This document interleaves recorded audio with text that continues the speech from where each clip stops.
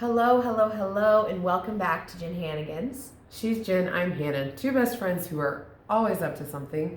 Right now we're uploading YouTube on one phone and recording it on the other. This is our question of the day series, and today's question is... Real sugar, fake sugar, no sugar. What effect does it have on you, your body, your mental? Each one? Yes, each one. Okay.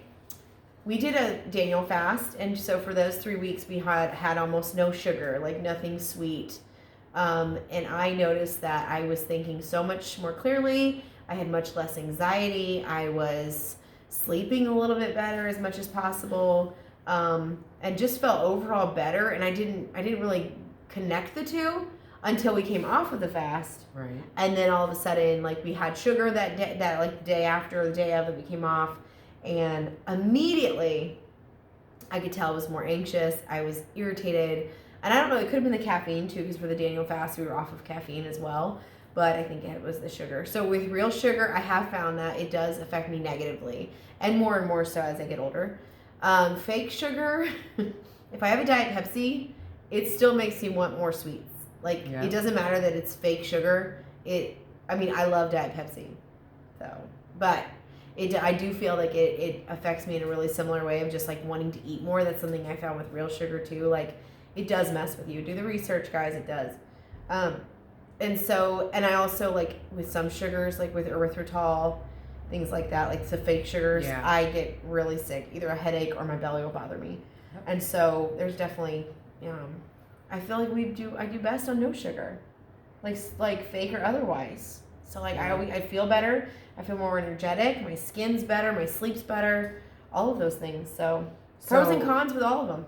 Are you saying like no sugar in anything, or specifically like I think no it's more sweets? like no sweets and like low carb, like just not that much like bread and things like that. Because for me, if I have had like bread, then it's the same as if I've had cake. Yeah. I think that's the diabetes. Bread is harder sometimes because you just want to keep eating. I love bread so much. Yeah. Bread and me. Yeah. Oh, we need an edit right here where I marry bread. Just kidding. Move on. Okay. What about you? Fake sugar depends on the sugar. Mm-hmm. It really can mess me up. Erythritol, maltitol. And most of the times I don't even think about it. I get things that are like no sugar or sugar-free, and I'm like, oh, this is great. Why and then we forget. Is my stomach cramping so much? Why am I on the toilet nonstop? Why do I feel like I'm going to throw up? And then I'm like, oh, wait, I ate 3 no sugar whatevers. That's why. I'll never forget the day that I got a bag of Hershey's zero oh, sugar. Man. Oh, when we discovered Hershey's and Reese's, like, they were like sugar. 1 point a piece or something, and it was awful. I was so sick. It was so bad. I just Both do better. Both of us were so sick that day. Yeah. Anyway, real sugar, fake sugar, real sugar, it makes me want to eat more. Mm-hmm. Like you said, we were off sugar, we were off caffeine. Caffeine affects me, like, a lot more than it does you. Right. If I have too much caffeine, it makes me ill. Yeah. Super jittery, sick to my stomach. And I forget that until I overdo it in a day. Yeah. It also, though, when I have caffeine, it makes any kind of caffeine, for me personally, makes me want something sweet. Yeah. The two go together. So, and when I have something sweet, I want caffeine. Like, if I'm having a piece of cake, I want either coffee or a Diet Pepsi or a Diet Dr. Pepper with it. Or, Dr. Pepper Cream Zero, just saying, it's the superior drink. But... and then those two feed into each other. The more caffeine I have, the more sugar I want. The more sugar I have, the more caffeine I get. It's sick. No sugar is probably best. Diabetes does kind of run in my family, and I can do carbs like potatoes. Now that I can control that, I didn't used to be able to control potatoes. Right. But like I can do potatoes now. I have to limit bread. Bread cannot be in my house for very long. I know. I go through it.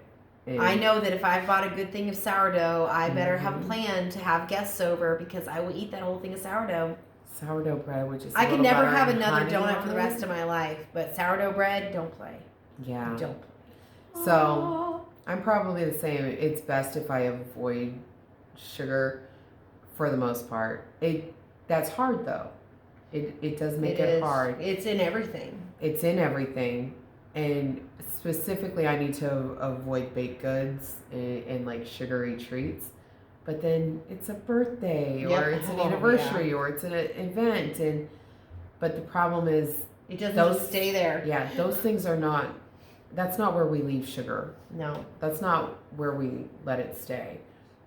If I could get to a point where I was only eating sugar at the special events, I think I would be fine. Yeah. I would get to a point where like just that little bit of like one serving or even half a serving, because most of those places overserve you, would be absolutely fine for me. My problem is that's not where sugar stays in my life.